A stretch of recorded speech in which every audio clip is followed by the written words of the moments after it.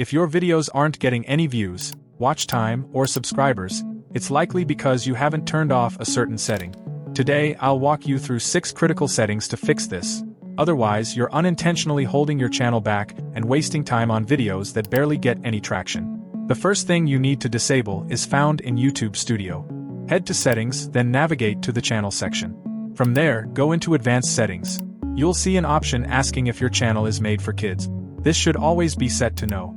If you accidentally mark your channel as Made for Kids, your reach will be severely restricted, and your videos will only be recommended within YouTube Kids, which dramatically limits your audience.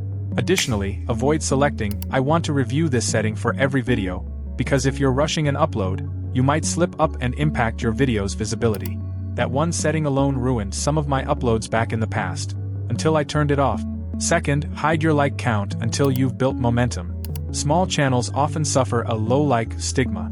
Viewers often get discouraged when they see a video with a low like count and end up not interacting. It's very natural for people to see low likes and assume the video isn't worth watching. So by hiding it, you remove that mental block so nobody knows you're new. But once you rack up real likes, turn it back on to show social proof and supercharge engagement. Still with me? The next setting is even more important.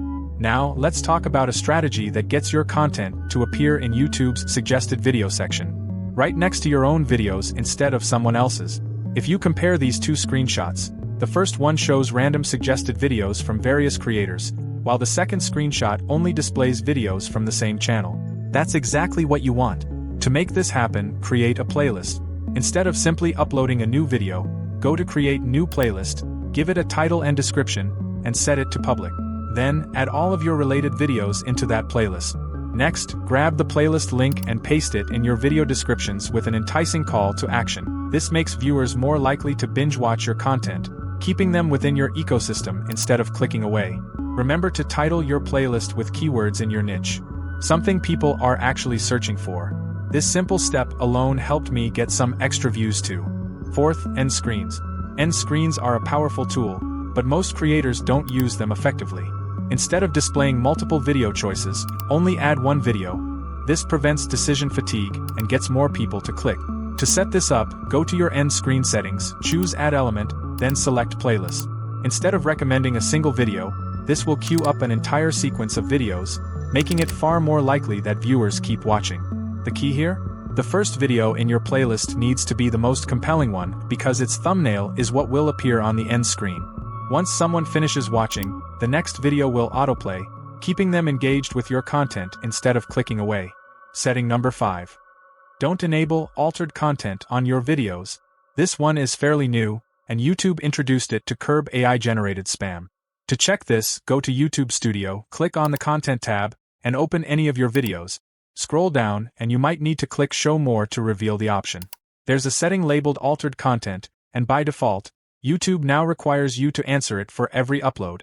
If you select Yes, YouTube assumes your video is AI-generated or heavily altered, reducing its chances of being promoted. Always select No to ensure your content is properly recommended. A bonus tip: if your long-form video includes anything that looks repurposed, TikTok clips, AI voices, even footage from free B-roll sites without edits, YouTube might quietly flag it. They won't tell you. They'll just stop showing it. Though I use these, I always make sure to add value, keep an original voice, create custom visuals, and others to tell the system. This is real content. Setting 6. Cards. I used to throw them in at random, like halfway through the video. What I didn't realize was that those early cards were draining my audience. What I do now is add a subscribe card whenever I ask viewers to subscribe so it acts as a visual reminder, or wait until the last 15 seconds to place one strategic card, usually a video or playlist. I've tested this same upload method on multiple long-form videos, and they all crossed 1,500 views in a short while, even with low subscriber count, so no, it's not lucky. Try these on your next upload and comment below with your result. If you want my full blueprint on how to grow fast, check the description below for my comprehensive guide. It's packed with everything I've learned towards building a successful channel. And if you're serious about getting views, click the video on screen right now.